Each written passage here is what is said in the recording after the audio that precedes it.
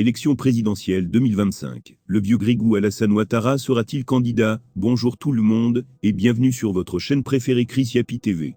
Dépose un pouce, partage et commente la vidéo. Élection présidentielle 2025. Le vieux Grigou Alassane Ouattara sera-t-il candidat? Mais en le faisant, j'avais à cœur de préserver certains acquis, notamment la limitation à 2 mandats présidentiels. Mais dans la 3e Constitution, et voyez-vous, cette clause était dans la Constitution de la 2e République en 2000. Donc, bien évidemment, elle est dans la Constitution de la 3e République. Tous, les observateurs de bonne foi savent bien que, étant dans la 3e République, il n'y a pas de rétroactivité, et rien ne m'empêche d'être candidat. C'est d'ailleurs le cas pour mes prédécesseurs qui remplissent toutes les autres conditions. Autrement, pourquoi pensez-vous que mon prédécesseur a fait plus de mandats avec une élection, puis candidat dans la 3e République? Et voilà, il dit que ces gens-là peuvent être candidats, et moi, je ne peux pas être candidat. Mais je veux dire à leurs militants, que s'il n'y avait pas eu la constitution de la 3e République, personne n'aurait pu être candidat. Alassane Ouattara, Chéri Combé et Laurent Gbagbo, Alassane Ouattara est un vieux grigou cynique.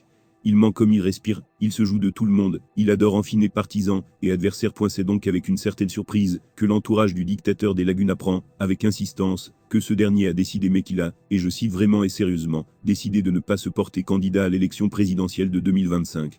Lui-même annonce qu'il a largement discuté du sujet avec son épouse Dominique et qu'ensemble, donc, ils auraient décidé qu'il ne remplit pas pour un 4e mandat. C'est dans cette logique qu'il aurait convoqué le vice-président Kona Etimo-Kome et son petit frère Tené Birima Ouattara, la fiole ministre de la Défense. C'est ce ticket qu'il entend présenter à l'élection présidentielle de 2025.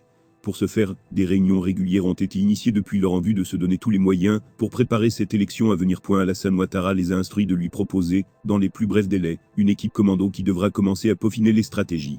Il leur a donné carte blanche pour constituer un nouveau gouvernement à leur guise, afin d'y placer tous les hommes à la solde de Tené Ouattara, dit la fiole. Ces derniers, dans un gouvernement de campagne nourri à la mamelle des arcanes financiers publics, pourront distribuer des billets de banque dans tous les recoins du pays au nom du dieu Mélié Birima. Pour le tyran Ouattara, cette élection doit être remportée coûte que coûte, et vaille que vaille par le RHDP, afin de préserver les acquis et les intérêts de sa famille et de son clan. Kona Mélié, qui était étonné par le choix d'Alassane Ouattara porté sur sa personne, n'avait pas manqué de marquer sa surprise. C'est là que ce dernier l'a rassuré en lui disant que lui était désormais vieux et malade. Il lui a aussi dit qu'il n'avait plus la force pour mener ce genre de bataille politique et électorale, et qu'il voulait désormais la paix. Il faut souligner cependant qu'à l'origine, c'était Birima Ouattara qui était son choix numéro 1 pour présider aux destinées de la Côte d'Ivoire après lui. Seulement, ses maîtres occidentaux le lui ont vivement déconseillé. Les chancelleries occidentales lui ont clairement dit que son jeune frère était réputé fainéant, incapable et vrai vaurien. Malheureusement, la fiole n'est pas un bon produit marketing politique, et la pilule de la transmission familiale du pouvoir ne passera pas. Il faut donc mettre Kona Etimo-Mélié en avant. Mais ce dernier serait en réalité un faire-valoir en cas de victoire. Le vrai président serait en réalité le vice-président Tené Birima Ouattara, dit la fiole. C'est un véritable remue-ménage auquel on aura droit les prochaines semaines en vue d'imposer aux Ivoiriens. Ce duo, les deux tourtereaux, sont aux anges à cette idée qui sonne réalité par la voix de l'exécutif. A proposé ma candidature pour 2025, 2 fois déjà, j'ai donné des réponses que certains camarades ont trouvées courageuses. Entre autres, certains ont trouvé ambiguës. Donc, l'heure est venue de répondre. Je réponds oui. Le code électoral et la constitution seront modifiés pour écarter les candidats de l'opposition, afin de faire le lit à leur dû. Les proches du despot ivoirien ont déjà commencé à faire passer le mot d'ordre selon lequel il aurait enfin accepté de ne pas faire un 4e mandat. Mais en dépit de tout ce qu'Alassane Ouattara déroule comme programme, Chris Yapi est formel et catégorique. Chris Yapi n'y croit pas un traître mot. Oui, le vieux Grigou sera bel et bien candidat en 2025. Malheur à ceux qui vont se méprendre. Cette conclusion procède du fait que je connais la structuration de la pensée et le calibrage des neurones du despote. Il est atteint du syndrome du Brice. Oui, je sais que nos concitoyens ne sont ni sourds ni aveugles. Nos concitoyens ont de la mémoire. C'est trop facile d'avoir fait ce que certains ont fait et de penser qu'ils peuvent revenir pour faire la même chose. Je vous fais confiance, je vous fais confiance. La Côte d'Ivoire appartient aux prochaines générations. Mais, comme je vois des hésitations au niveau de certains de ma génération, c'est pour ça que je n'ai pas encore annoncé ma décision. Mais soyez rassurés, mon intention c'est bien de transférer le pouvoir à une nouvelle génération, mais, attention. Mais, je ne le ferai que je veux que tous ceux de ma génération comprennent que notre temps est passé, et que nous devons tous nous mettre de côté. Alors, s'ils décident d'être candidats, alors je serai candidat. Alassane Ouattara a atteint un tel niveau d'usure qu'il ment, finit par s'en convaincre, et il finit par y croire. Il finit par croire à ses propres mensonges. Ensuite, un tel malade, un tel obsédé, si blême du pouvoir, ne pourrait lâcher aussi facilement le pouvoir. Il voudrait le quitter, qu'il ne le pourrait à son corps défendant. Il ne peut qu'envisager de mourir au pouvoir. Et toute chose étant égale par ailleurs, il suffira qu'il invente un complot après avoir désigné les deux tourtereaux, disant qu'un complot international et sous-régional menace de faire perdre l'élection au RHDP. Ce seul argument suffira pour qu'Alassane Ouattara revienne au devant de la scène. Ainsi, l'homme providentiel se sacrifiera de nouveau pour un 4e mandat. C'est un plan bien ficelé, et le vieux Grigou connaît bien qui jouera quel rôle, et à quel moment. Tel est le destin des dictateurs despotiques. Avant de commencer, j'aimerais vous inviter, chacun en fonction de l'angle de la salle, à regarder soit à sa gauche, soit à sa droite. Nous avons là trônant majestueusement son Excellence colonel Mamadi Doumbouya, président du CNRD, président de la transition, chef de l'État, chef suprême des forces armées. Je vous pose la question. Est-ce qu'il n'y a pas quelque chose qui vous dérange? J'attends une réponse. Est-ce que cela ne fait pas beaucoup pour un seul homme? Je dis ça, mais bon, j'espère que je vais pouvoir reprendre mon avion demain. Pour moi sincèrement, il y a quelque chose qui me dérange. Mais ce qu'il faut relever, c'est que ce n'est pas de sa faute. On nous a mis dans ce moule. Le président est omnipotent, omniscient. Il est président de tout. Dans ces conditions, quel modèle pouvons-nous avoir qui soit efficace? C'est la question centrale à laquelle nous allons vous inviter à répondre cet après-midi. L'heure est au coup d'État, c'est la mode.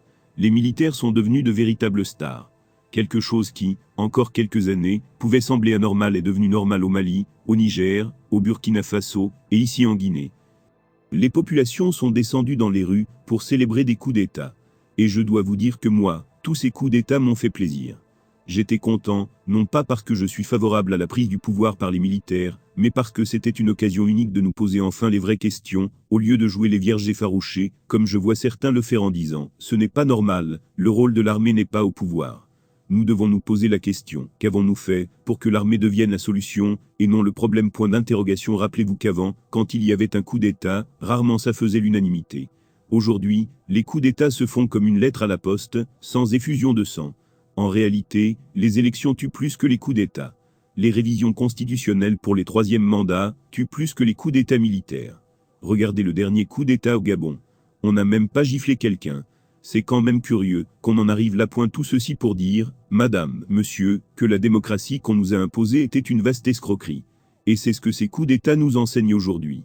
Et pour bien comprendre pourquoi c'était une escroquerie, je vous invite à faire un recours à l'histoire. Parce que malheureusement, depuis au moins l'esclavage, nous nous sommes toujours fait avoir. L'esclavage ne s'est pas arrêté, parce que les esclavagistes subitement ont retrouvé une once d'humanité, et ont pensé qu'il n'était plus bon de traiter les êtres humains comme des animaux. S'il faut reconnaître que des gens se sont battus pour que l'esclavage s'arrête, il ne faut jamais oublier que la véritable raison de la fin de l'esclavage, c'est la révolution industrielle. Ayant créé des machines, on n'avait plus besoin d'hommes dans les champs, car les machines pouvaient faire 10,000 à 20,000 fois ce que les hommes faisaient. Sauf qu'une fois les machines arrivées, contrairement aux esclaves, les machines ne marchent pas au fouet, les machines marchent à la matière première. Et où est-ce qu'on trouve les matières premières? Comme par hasard, en Afrique. C'est comme ça qu'on est passé de l'esclavage à la colonisation, parce qu'on n'avait plus besoin des hommes, mais on avait besoin de nos terres, et on est venu nous coloniser pour récupérer justement ce que nous avons dans notre sous-sol. Et après, on a parlé de la décolonisation, une autre vaste escroquerie, parce qu'après la Deuxième Guerre mondiale, les puissances qui n'avaient pas leur part d'Afrique ont estimé que les choses ne pouvaient plus continuer ainsi. Il fallait alors repenser le monde. Une fois de plus, nous nous sommes fait avoir. On a fait semblant de décoloniser, on nous a obligés à signer des accords léonins, et on nous a donné des titres, des drapeaux, et des hymnes, nous faisant croire que nous étions aussi devenus des États. Non, c'était encore un mensonge. Tous ceux qui se sont battus pour la véritable indépendance de l'Afrique, ou presque, ont tout simplement été assassinés. On s'est arrangé à mettre à la tête de nos États ceux qui disaient que l'indépendance n'était pas une nécessité, que nous n'étions pas prêts à nous diriger nous-mêmes. Vous vous rappelez des scènes de nos frères qui pleuraient au départ du colon, en disant « Nous sommes perdus, qu'allons-nous faire ?» C'est à ça qu'on a remis le pouvoir. Sauf que le monde a évolué, la guerre froide a progressé, le monde s'est divisé. Certains chefs africains qu'ils avaient imposés à la tête de nos États, puisqu'ils n'étaient plus aussi malléables qu'on l'aurait souhaité, devenaient tellement forts et puissants qu'ils pouvaient penser qu'ils pourraient lancer une fusée à partir du 5 Québec. Et on s'est dit, comment on casse tout ça? Comment on fragilise tout ça? Et on est arrivé à ce nouveau modèle, qu'on appelle aujourd'hui pompeusement la démocratie. Ce qui s'est passé, c'est que cette démocratie coïncidait avec les aspirations de ces dirigeants qui étaient prêts à tout pour ne pas perdre le pouvoir. Chris Yapi ne ment pas.